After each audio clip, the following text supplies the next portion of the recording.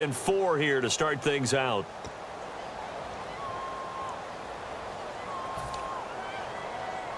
Well, still in search of the first down after that last completion. It looks like the Packers have added an extra DB on 3rd down. From the gun on 3rd down, Wilson. And he locates Luke Wilson. They give him 13 yards there on the play and a fresh set of downs. And when you're playing a quarterback with some experience and some moxie, you enter the danger zone when you decide to blitz him, because if he's able to diagnose as he did on that play, he can hurt you downfield. He reads defenses so well, doesn't he? He really does, and the best part about that play for him, I don't think that was his primary target. I don't think so either. I think he had the read, figured out where the blitz was coming from, and went to a secondary target for a really nice gain. And he gets this inside the 35-yard line. And now the passing game here in the second quarter starting to heat up a little bit. Don't you feel the rhythm starting to happen, right? You see it now. The confidence is starting to rise. I think now as a play caller, because that has happened, you lean on it a little bit more. You don't go totally away from running the football, but you do say, guess what? We can throw it. We can throw it well with a whole lot of confidence. And this is caught. It's Jimmy Graham. It's a gain of 15 that time. And it'll give the Seahawks a first down. Looked like the screen pass was taken away there, and that was a nice job of improvising, but it's not normal. Usually when the screen pass is taken away, you're taught to just throw the ball at the ground at the feet of the receiver so that you don't get it intercepted and just start over, but he ended up finding another receiver. From the red zone now, here's Wilson on first down. The grab made by Curse over the middle. Just a yard on the catch there. It'll be 2nd and 9.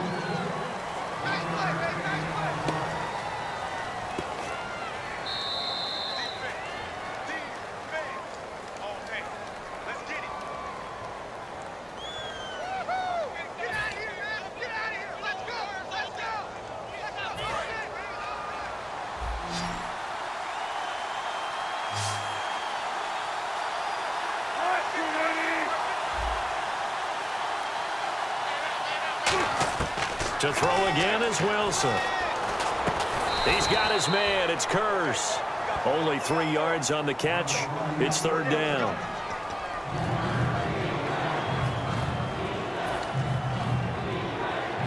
Seventh play of the drive upcoming here on 3rd and 6.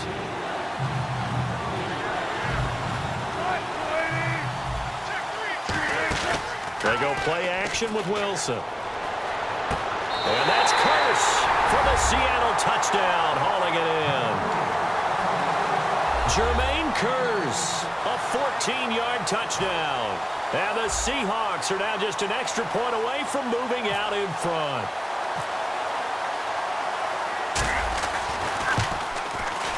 And he puts it through.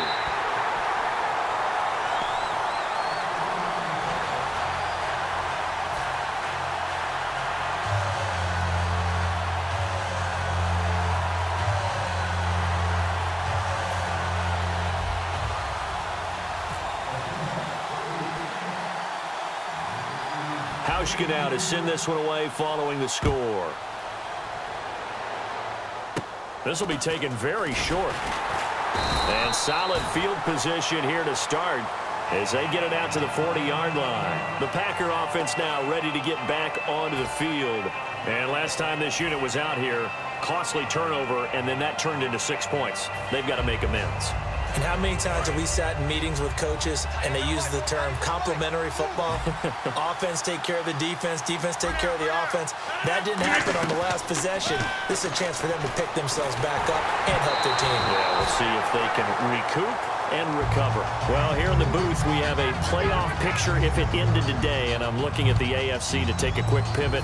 The Patriots, Chiefs, Raiders all looking very good. Pass out, a lot of shuffling still could be done. Well, let's face it, AFC East has been locked down for a lot of years, so we know how that's going to turn out. But let's head out west, because Oakland and Kansas City are tied at 10-3, but Kansas City swept the season series, so they have the ultimate tiebreaker right there. And the AFC South, the records may not be pretty, but it's snug there. Houston, Tennessee both tied, and Indianapolis just one game back.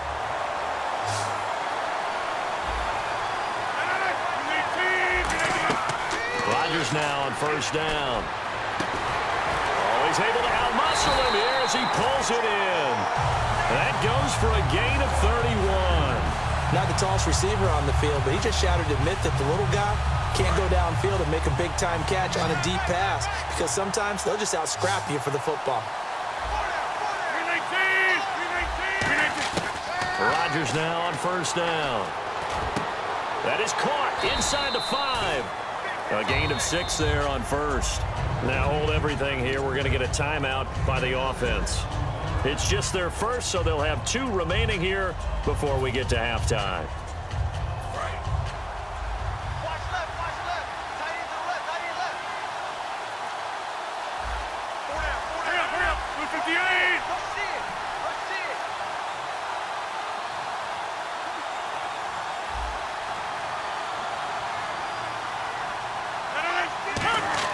Again, they'll throw with Rodgers. Touchdown, Packers. Jared Cook from 3 yards out. And once again, the Packers, they're back out in front. And while that touchdown does not give them an insurmountable lead, it's still a lead, and that always feels good to a team. They'd love to take that into the lockers, but a little time left on that clock, so some work to do. I like that. I like how you're guarding against a letdown there. Marty looking forward. Coaching them up from right up here in the booth. And they'll get set here looking for the 2-point conversion.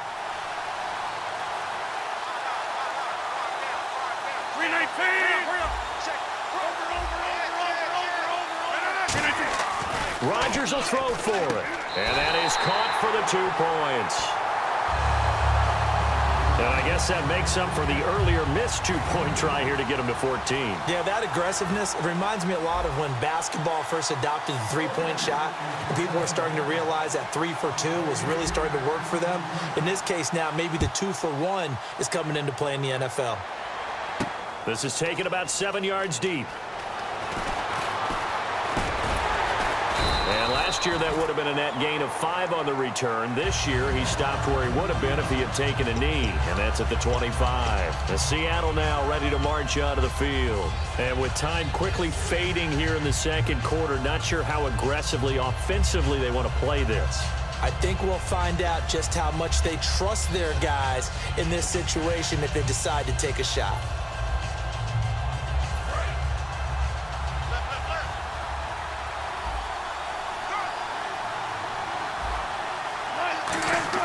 Now Wilson on first down. Pressure comes, and Wilson's going to go down. Nick Perry coming hard on the blitz. He dumps him for a loss of 8. Now, we talk about players blitzing all the time. I often laugh and sometimes call it just straight-ahead pursuit. What a running start right back to the backfield for him. Yeah, it really didn't give anybody a chance to get up there and stop him. No, I mean, that's really, really difficult. You're asking a whole lot anyway, but when he gets that kind of a start and comes through clean, oftentimes the advantage definitely goes to the defensive player. To throw is Wilson. He was trying to get it to Jermaine Kearse, and that'll make it 3rd down.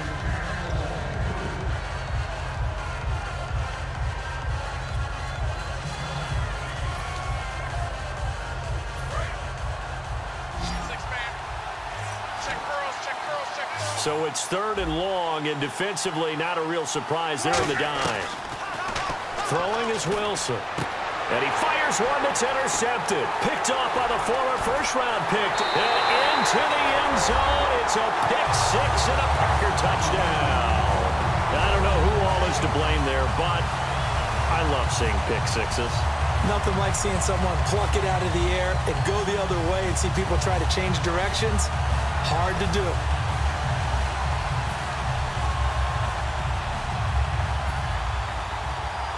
So they're going to go for 2.